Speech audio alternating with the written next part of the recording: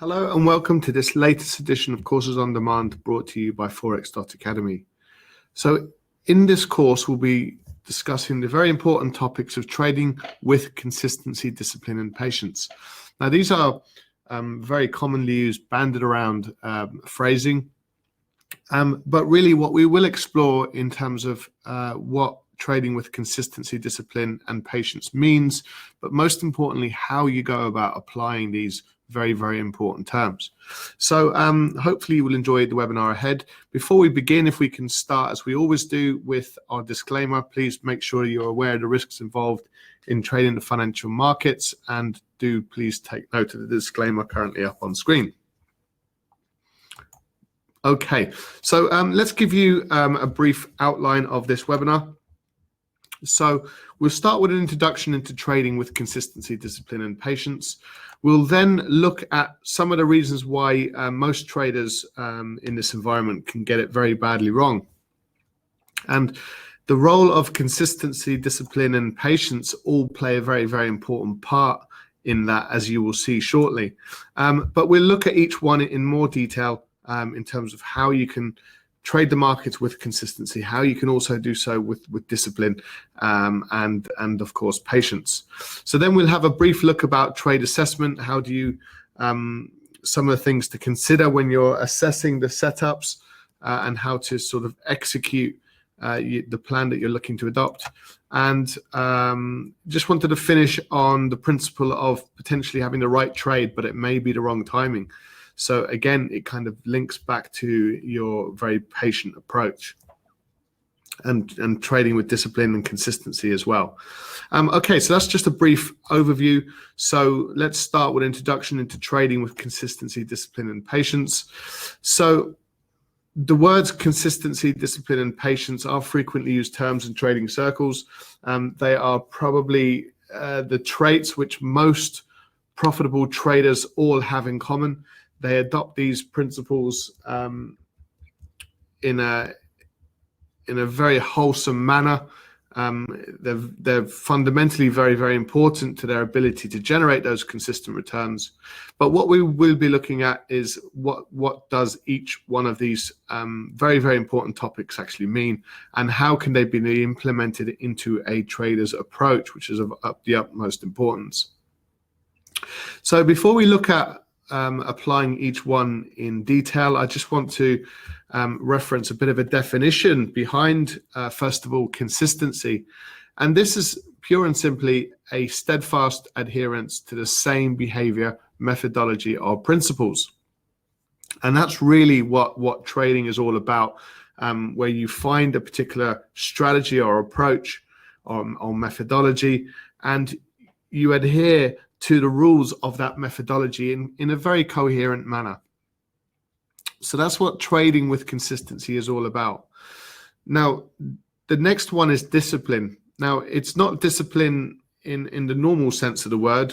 When we talk about discipline or trading with discipline, it's actually with regards to the implementation of a set of rules which help mitigate against big losses. So it's being very, very disciplined with your own capital.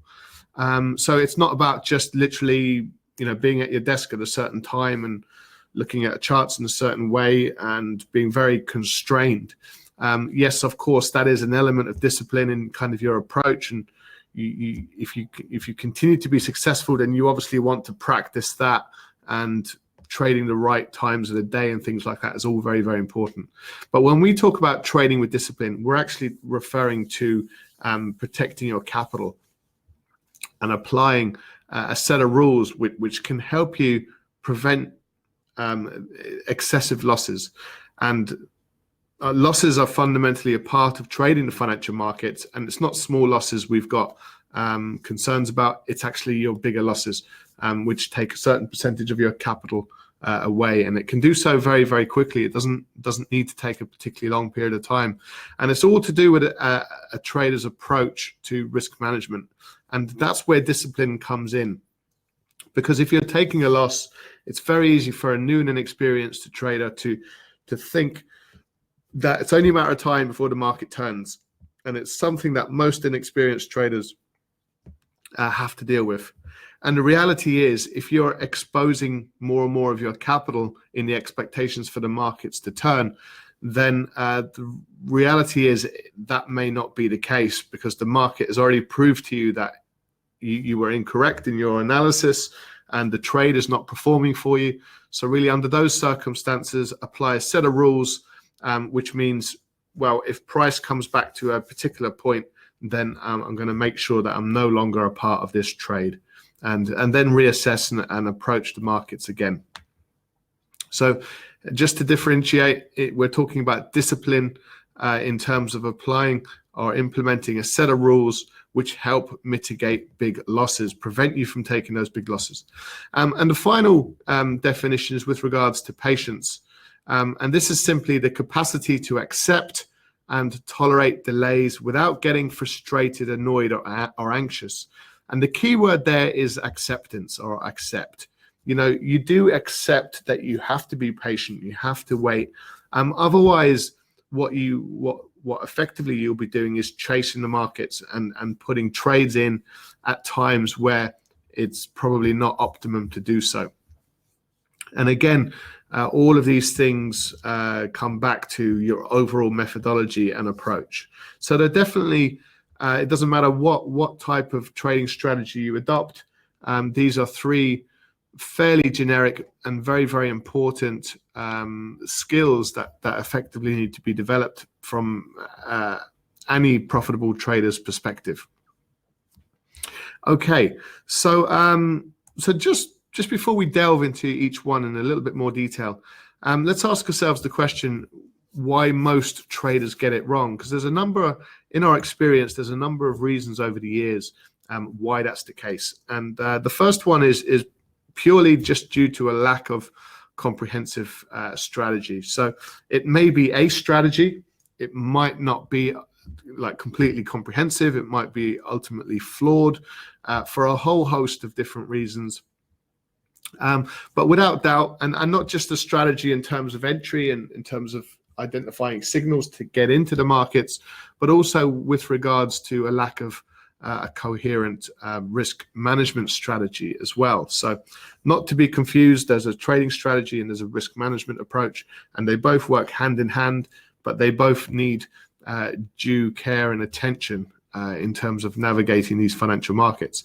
And that actually links in nicely with the next point, which is the fact that most traders, when they're new and inexperienced in trading these markets, they actually take on too much risk. So they get particularly excited about a particular market, and perhaps that move is exploding and it's already moved away.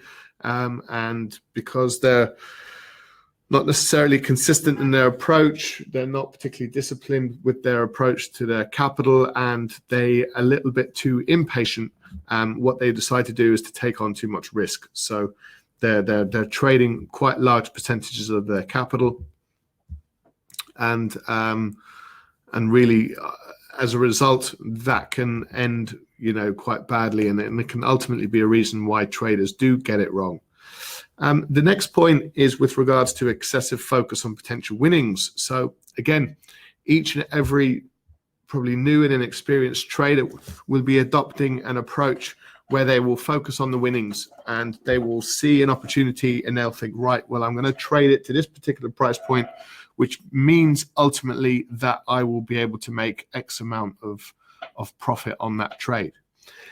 Now, that's all well and good, but unless due care and attention is made to the actual exposure and working out the risk-reward ratio of the trade and understanding how much capital you're exposing to these markets,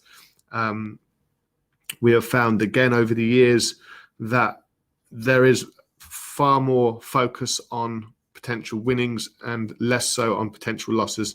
And in actual fact, we would encourage all traders to adopt completely the opposite approach, to really focus more on your exposure, and then you can focus on your potential winnings to the upside. Another reason why most traders get it wrong is that they effectively get pushed around by the market, so they don't necessarily have a directional bias in mind for that market. They don't necessarily do the due diligence on a trade or understand what's going on in different time frames by conducting multi-time frame analysis. So what they end up doing is they trade a particular session and they see the markets break into the upside, so they end up buying them, and then they see them turn around and then it looks like they're looking quite bearish, and then all of a sudden they're flip-flopping and they're looking to sell that market as well. So that's really what we mean by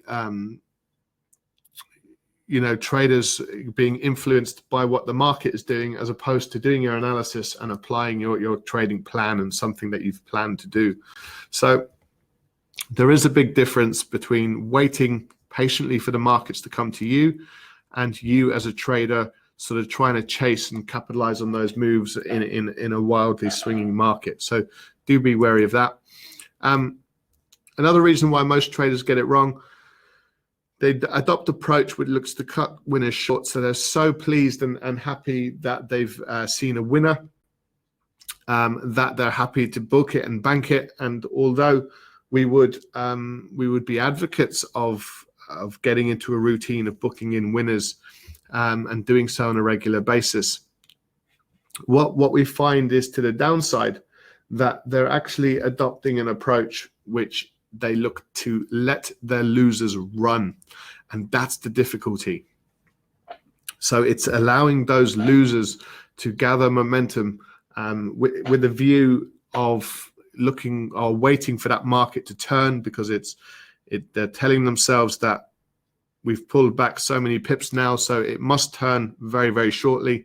And don't forget, markets can remain illogical far longer than you or I or any financial institution can remain solvent. And the reason why that's the case is it was largely as a result of the 2008 financial crash and credit crunch, which really impacted global banks.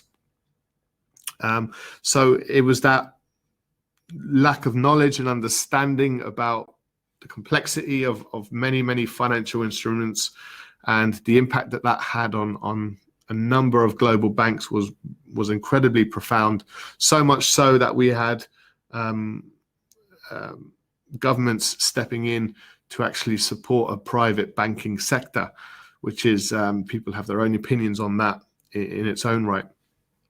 So definitely, if you're adopting an approach which looks to cut your winners short and let your winners run, then that is fundamentally the wrong way around, in our opinion. So do look at that as an approach.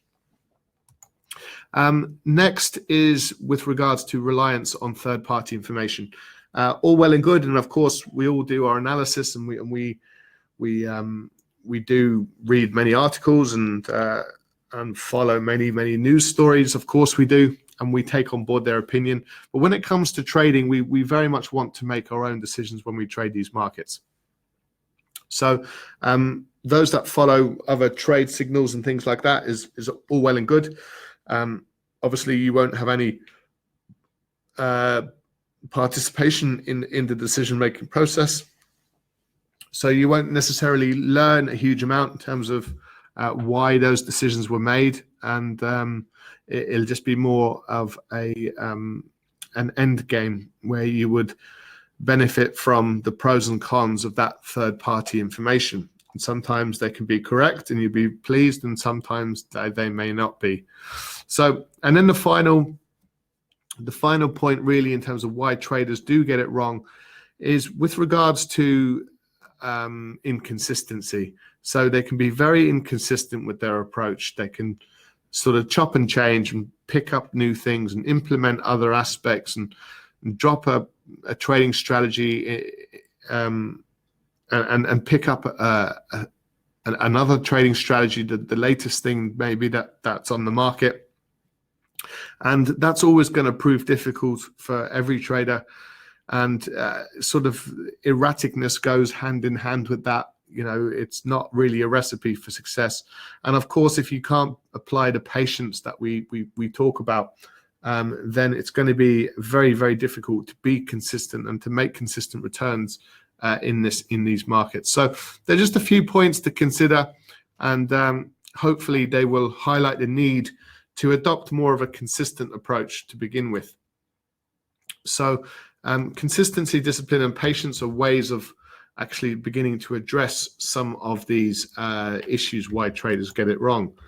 And let's start. And of course, as we've already alluded to the fact that a definition of consistency is a steadfast adherence to the same behavior, methodology, and principles. So most retail traders chop and change their trading and risk management strategies on a regular basis. That's obviously not to be encouraged. Markets, as we all know, can move to the upside. They can move to the downside, but they can also move sideways or consolidate. So a trader only has effectively three options when they're looking at a particular market. They can look to buy that market if the market, doing their analysis, looks like it's going to move to the upside, or they can look to sell that market, i.e. they believe that price is looking like it's going to move to the downside. And then, of course, there is the opportunity to do nothing. And this is where patience come in. So if you decide to do nothing, which is a viable option at any given moment, hopefully the idea is you are doing nothing for a particular reason, i.e. the setup isn't quite as you would expect it. So do bear that in mind. However, most traders, they don't give their approach enough time to be tested in different market conditions. So this is really why a lot of traders become quite inconsistent, because they might apply let's say a swing strategy where they expect big price moves over a relatively short period of time. And the market conditions are very much consolidative, so you're getting this sideways moving price action, so you don't get to capitalize on that swing from lows to highs. You just don't see it, and you have to be very patient and put up and really wait for those opportunities before you can execute that trade. Now, that's very difficult to achieve for many traders. So it is important to bear in mind that whatever strategy you adopt, you're very likely to experience different market conditions, and the performance of whatever strategy you are trying to adopt can change drastically depending on those conditions.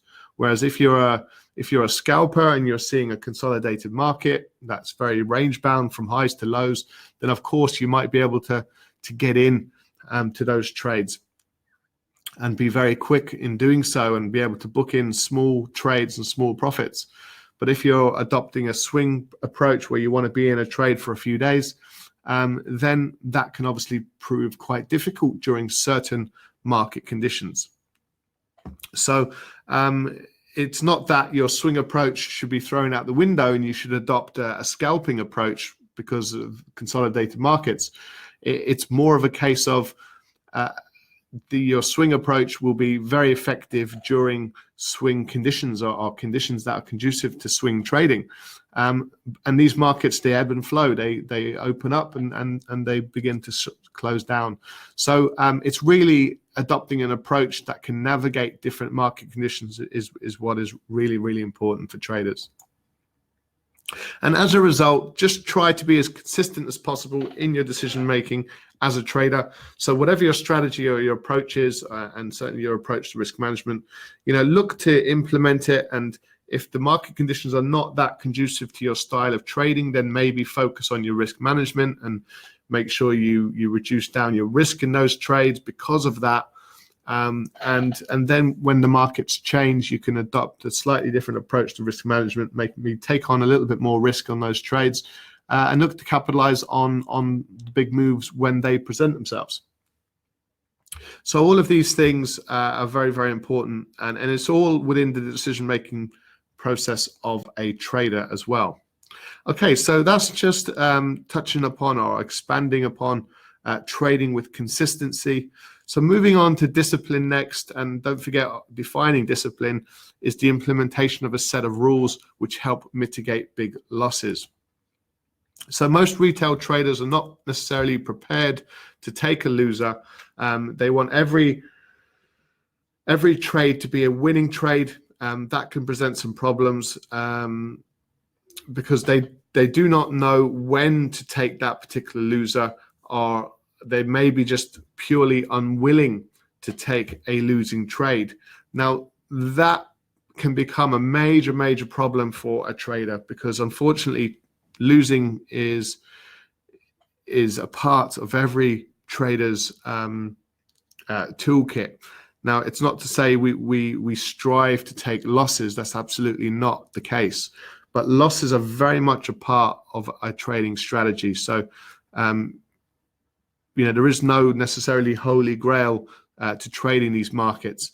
And you're going to really struggle to find a trading strategy or approach that doesn't occasionally take a losing trade.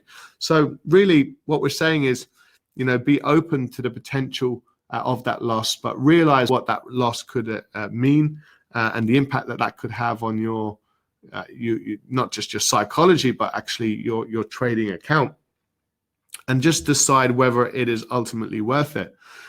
Because if you can remain disciplined in a trading approach that enables you to take losses without the psychological turmoil, then you will then be able to more effectively protect your own capital. And really, that's ultimately the point we're trying to make. So if you adopt a high risk approach to trading these markets in exchange for a high risk, that's psychologically a little bit more difficult. There's more pressure, as you can see, on that decision-making process. And it would very much be for more experienced traders. So those traders that have seen some considerable success may decide to take on board higher risk in certain market conditions as a result, in exchange for a higher return. Now, this is in direct contrast to those that adopt a lower risk approach and in exchange for a lower return. Now, sometimes there's some traders have the expectations when they trade these markets that you can adopt a low risk approach but see a higher return, and generally that's not necessarily the case. So if you adopt a lower risk approach, expect more of a lower return on that particular approach. And it is without doubt, it's psychologically a lot easier. And it's definitely for more inexperienced traders as well. So when you're starting out, reduce that risk down. Do try to trade with discipline, but do expect lower returns as a result. It's just a common sense position to take. So avoid taking a big loss. Ultimately, they are very difficult to recover from, and that's the problem. If you're talking about a situation where you've taken a trade and you have taken a 30, 40% or 50% loss on that one trade, then you're adopting an extreme form of trading these financial markets where, okay, you're taking a 50% risk in exchange for maybe 100% gain or certainly a 50% gain on a trade, which is great if it works. But if it doesn't, then you could take quite some time to get that account back up to break even. And again, it's the psychological difficulties of that situation, and that might force you into making a series of other more desperate decisions that perhaps you wouldn't ordinarily look to take. So do be careful and just look to adopt a set of rules which can help you mitigate against big losses. So using stop losses with every trade is a good way of achieving that, and understanding how much capital you're committing to each trade, and maybe having rules about, well, you'll only trade so much of your capital at any one time. So these are very small basic rules that you can adopt to try and be consistent and disciplined in your approach to trading these financial markets. Okay, so moving on to trading with patience. And what you can see is defining patience. And it's simply the capacity to accept and tolerate delays without getting frustrated, annoyed, or anxious. And the problem is, if you are frustrated or you do get annoyed and get very anxious, then you're more likely to make decisions perhaps that you actually didn't want to make. So most retail traders feel the need to be trading all the time. So there's an element of frequency in there. However, it's not possible to make money all the time, just because different markets and you'll experience different market conditions. So really, it doesn't really make an awful lot of sense to have that need to trade all the time, or to make sure you take trades in every market that you're trading.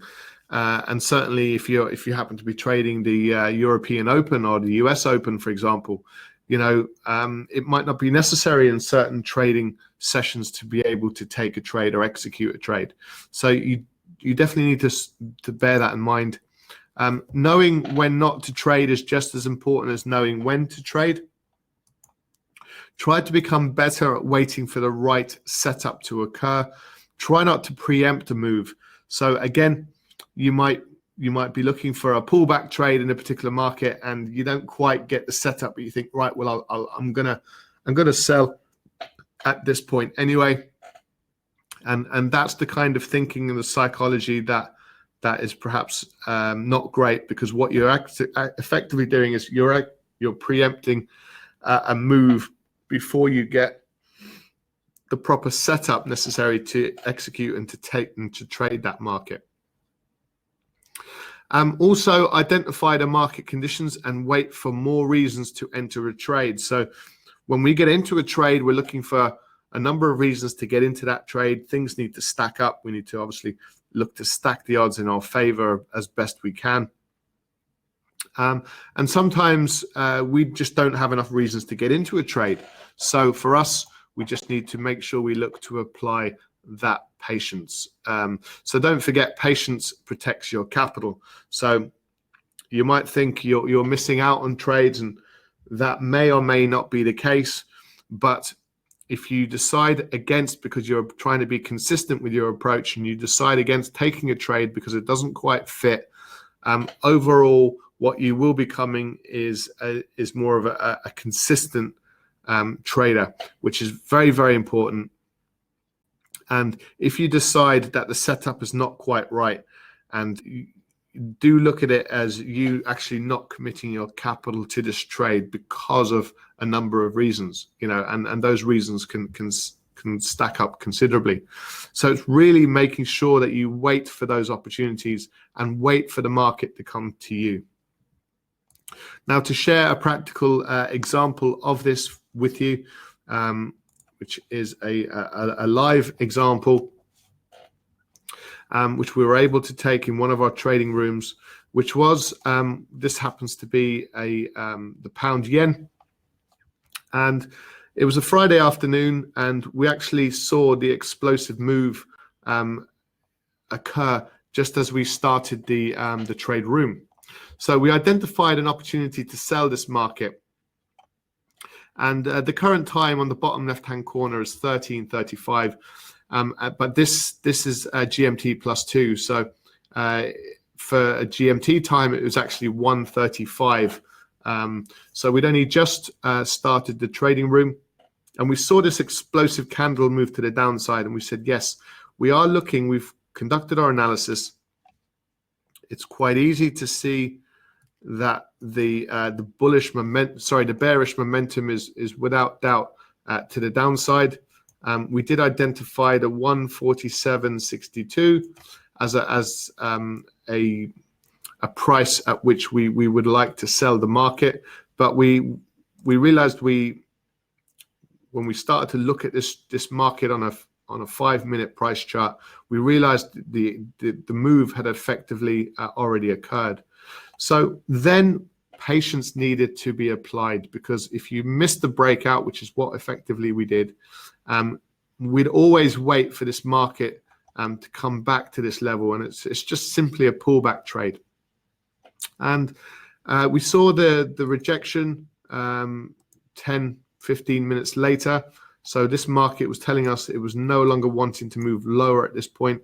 And then we got a nice big bullish candlestick. So as this market was coming back to the 147.62, which was our previous was a level of support. It supported prices previously. And then once you break that market, you're then looking for opportunities to sell it. So It was always our contention during the live trade room to look for an opportunity to sell. But what were the conditions we were looking for in this example? And to answer that question was, we needed price to come back to our 147.62. So that was our level of resistance, preventing prices from pushing higher. We wanted to clarify what type of trade we were taking, which was a pullback to previous support, or pullback to a resistance level. And then we needed to see the actual candlestick itself. So even while this market was performing over a 5-minute period, we needed to apply, patience to the trade, because what we wanted to see was price touch the 147.62 and then give us a bearish signal. So we actually we can see this bearish signal up on screen, and we still needed to wait for the close of that bearish signal. So we effectively got the close of that bearish signal, and we got a break in the next candlestick to the downside. So it became a really good opportunity to capitalize on this market and drive prices lower. So it was that waiting for the market to close and seeing that continuation to the downside, which is what really interests us in that trade. And effectively, it became a little bit of a no-brainer trade to us.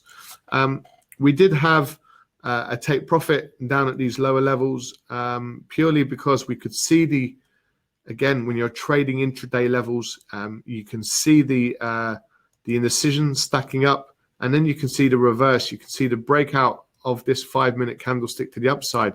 So that was a good opportunity to take profit around these lower levels. So because we were patient, because we didn't get frustrated and anxious and started jumping in at these prices down here, because we were nice and patient and have to tolerate that pullback and that quite painful pullback. So none of these things were a major issue for us, because we applied the patience. We saw the market bottom out. It pulled back to our previous level of support, sitting at this level in here, and it gave us the signal that we would be looking for to take this market in a very simple trade to the downside with a relatively small stop loss just above this high. And we were able to capitalize on our winning trade and be able to exit this market for the same reasons at these lows. So effectively, it was a good 30 pip gain in a trading session where we'd missed the move, and we needed to apply that patience in a very practical fashion and wait for the market to come to us, wait for the market to bounce off the 147.62 with a negative candlestick, and that gave us a fantastic opportunity to just capitalize on a bit of a no-brainer trade to the downside. And as you can see, it still continued to bounce back to the 147.42. So just wanted to just explain how to apply patience in practice, which is very, very important. Now, to just progress with a couple of other sort of points and statements to focus on when it comes to trading these markets with consistency, discipline, and patience, and that's with regards to trade assessment. So proper assessment of how an open trade is performing is very, very much essential. Improper action, for example, to continue to buy a falling market on multiple occasions can lead to realizing a big loss of capital. And this is obviously what we're advocating to prevent. So this lack of discipline is commonly known as averaging in. As the market moves against you, you continue to double your risk exposure in order to break even a lot quicker. So let me show you what this looks like. So we'll bring up our chart there in the bottom right-hand corner. So just follow me and just think of the emotional journey that this particular trader has put themselves through. So they start with a fairly innocuous buy. At this level, they can see the market exploding to the upside, so they take a 0.2 lot trade. So this is just simply a 2 mini lot trade. So nothing of any major sort of certainly financial commitment at this point. And the market starts to move to the upside, so they start thinking, yes, this is fantastic. And lo and behold, they get a little bit of an uncomfortable rollover to the downside. Now, it's then the fact that they can see that this price action has moved over to the downside. They're visibly unwilling to accept a losing trade at this point. So what they then decide to do is to take another trade, and they see the prices push higher and they fail to make a new high. So at this point, most traders would see this as a major structural failure to the downside and will be looking for opportunities to sell it. However, our trader in this example has bought 2 mini lots, 0.2 of a lot at a higher price, and then they see prices rolling over to the downside, and they decide roughly around this sort of price point here that what I'm going to do now is I'm going to take a second trade. I'm going to average in to this market, but I'm going to increase my risk on this trade. So in grasping for hope, the risk unwittingly increases, and it does so in a coherent fashion as the market moves further and further away. And as you can see, as the market is moving to the downside, they adopt the same psychology, the same approach to the market, suggesting that, okay, I've experienced a downward moving market. I'll keep looking to buy this market. I'm sure prices can come back up to these highs once more, and I'll be able to mitigate against these risks that I've taken to the downside. But then they see this market continue to move lower. So again, what happens at these lower prices is now the trader starts to take serious, uncomfortable risk. So what started out as a fairly innocuous amount, and they keep doubling down as the market moves against this trader. And all of a sudden at these lower prices, you know, he's now trying to trade 1.6 of a lot. So depending which market, that could be as much as €16 per pip movement, either to the up or to the downside. And that can become a pretty significant loss of capital because this trader keeps applying this kind of approach to trading these markets. And the problem we have is the losers are only reluctantly, and you'd be probably quite upset at this point, you've been taking a really big loss. They've only been accepted as a very last resort because what the market has been telling this trader all the time is that it's likelier to move actually to the downside more so than to the upside.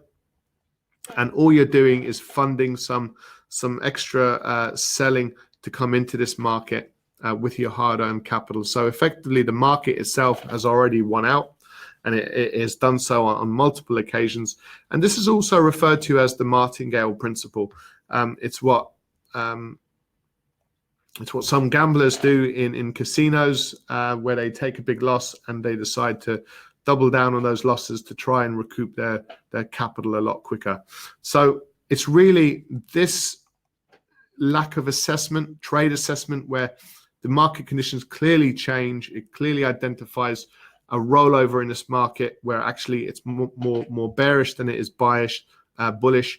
But this trader doesn't think that that's the case. And they keep doubling down as the market's moving against them.